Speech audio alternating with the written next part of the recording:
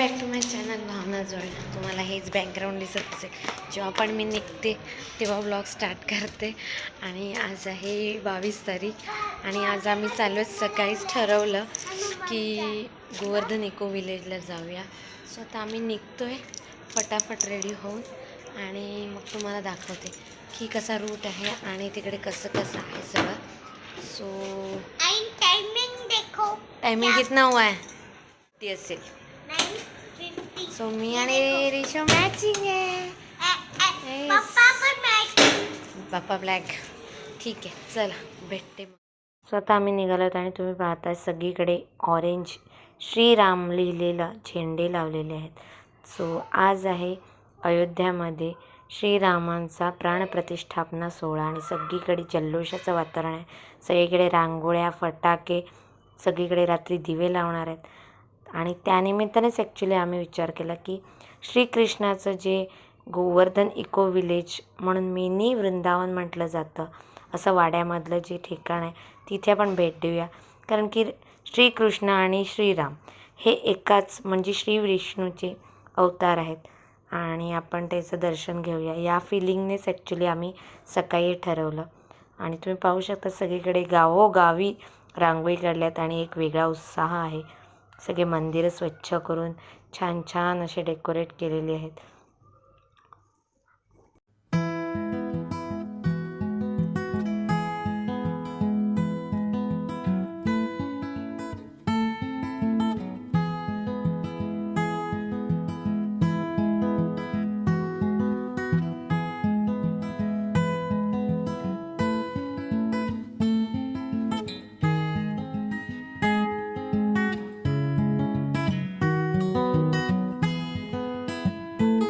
जो वाडा तालुक्यामधील हमरापूर या गावी गोवर्धन इको विलेज आहे आणि आता आम्ही येऊन पोचलेलो आहे तिथे.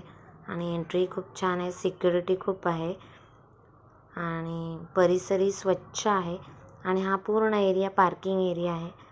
सो 4 व्हीलर 2 व्हीलरसाठी वेगवेगळ्या एरिया केलेला आहे.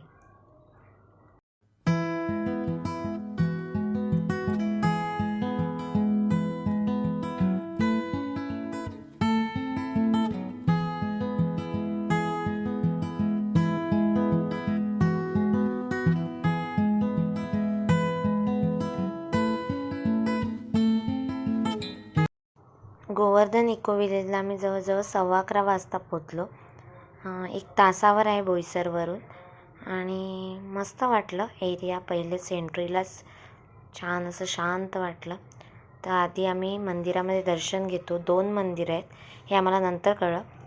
सो आधी आम्ही तिथे दर्शन घेतो कारण की मंदिर जवळजवळ 12:30 वाजेपर्यंत ओपन असतं आणि त्यानंतर जे बंद होते ते 4 वाजता ओपन होते.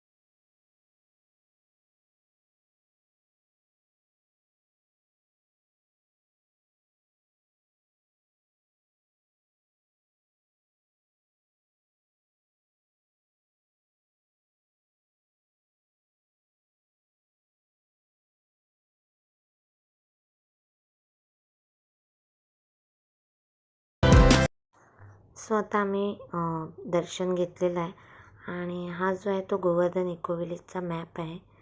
सो कुठे कुठे काय काय आहे ते सर्व या मॅपमध्ये दिलेलं आहे आणि म्हणून मी तुमच्याशी हा शेअर केला आहे.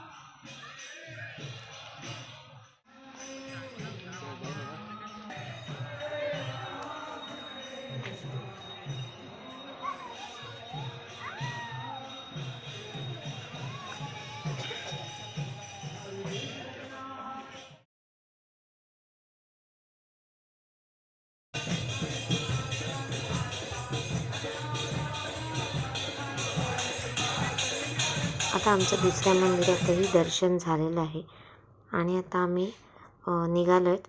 ऋषभला ॲक्च्युली भूक लागलेली आहे. सो मग आम्ही अन्नक्षेत्रामध्ये चाललो आहे. सो इथे कॅफेही आहेत जिथे तुम्हाला 100 रुपयाच्या कुपनमध्ये जेवण मिळतं.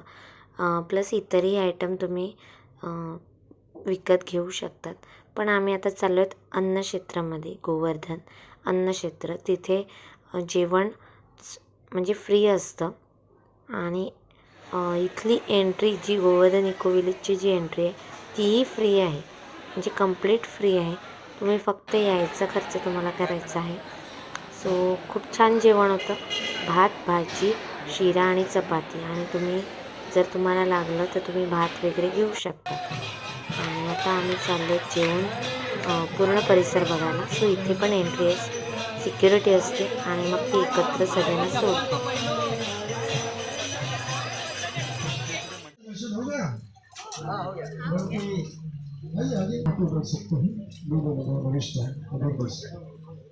बाकी लोग 10 मिनट के लिए 10 मिनट जगह है। राधा कृष्ण के मंदिर है, दोनों मंदिर का दर्शन हो गया। मध्य गौड़ी संप्रदाय अंतरराष्ट्रीय कृष्ण भावनामृत संघ international society for Krishna consciousness हरे राम हरे कृष्ण भी बोलते हैं। तो इनके संस्था का आचार्य ये गौशाला है, आयुर्वेदिक हॉस्पिटल है, रहने के लिए जगह है। सो आता आपण जी माहिती ऐकली ती हा परिसरामध्ये ते लोक आपल्याला इन्फॉर्मेशन देतात आणि नंतर तिथून राईट साईडने आपल्याला पुढे जायचं आहे आणि राईट साईड फॉलो करत करत आपण सगळा एरिया फिरून घ्यायचा आहे.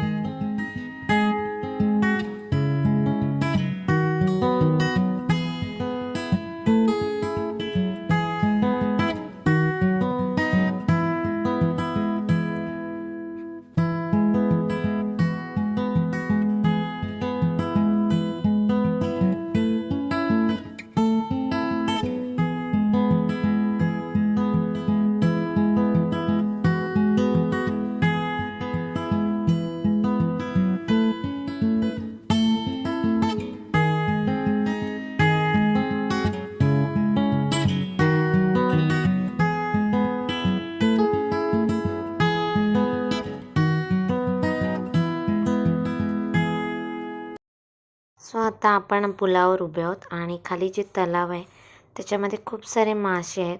लहान मुलांना खूप आवडतील असे आणि खूप छान वाटत होतं. पण ते पाणी खोल आहे त्याच्यामुळे लहान मुलांना स्ट्रिक्टली दूर ठेवायचं आहे.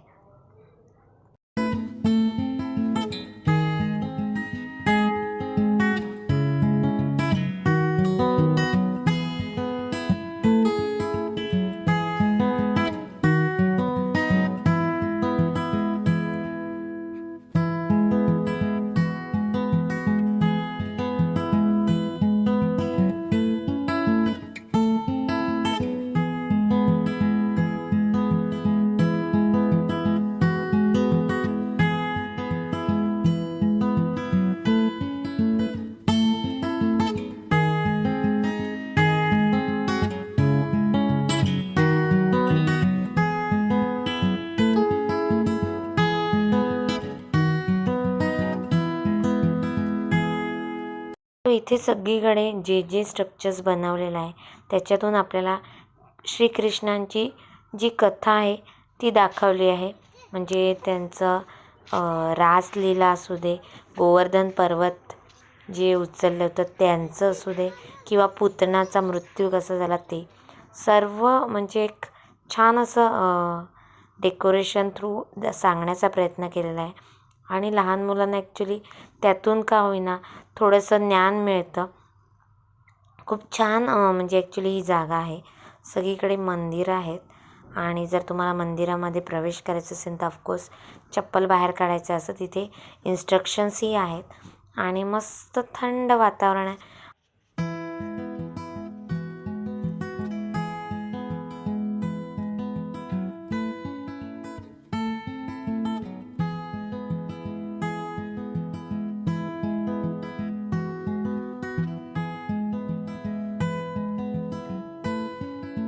हे आहेत स्वामी गंगनारायण चक्रवर्ती,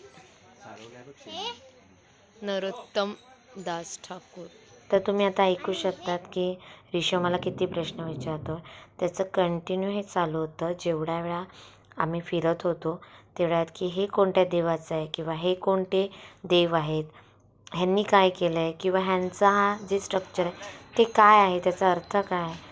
त्यामुळे ॲक्च्युली एक छान वाटत होतं की त्याला असे प्रश्न पडत आहेत. त्याची क्युरिओसिटी बघून आम्हीही त्याला योग्य आणि जी आम्हाला माहिती आहे ती उत्तरं देत होतो.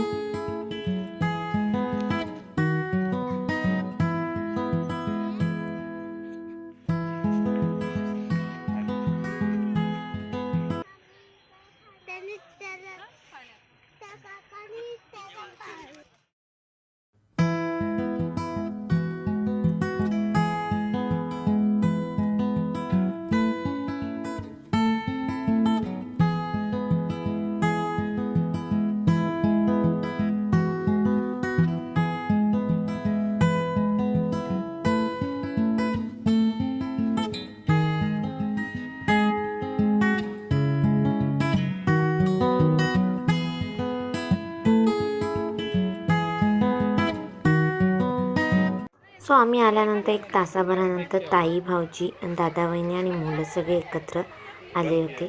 सो आम्ही थोडं फिरून झालो होतो. त्यानंतर मग आम्ही त्यांच्याबरोबर परत फिरलो आणि ऋषोची एक्साइटमेंट आता वाढली कारण की त्याचे दोन्ही दादा त्याला भेटले मस्ती करायला.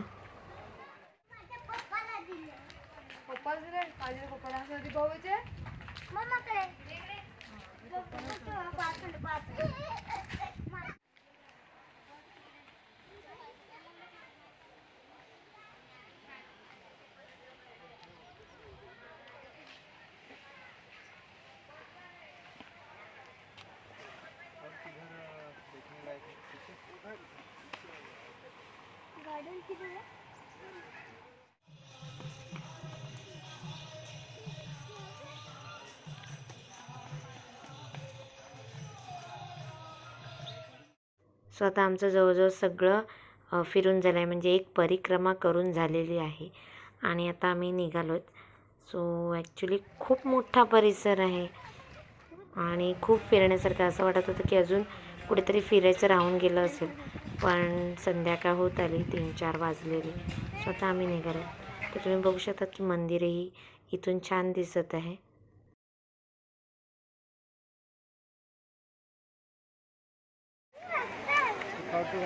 दे ऋषा मोठं दे, थोडं जवळ अजून. हां बस. हां खाल्लं.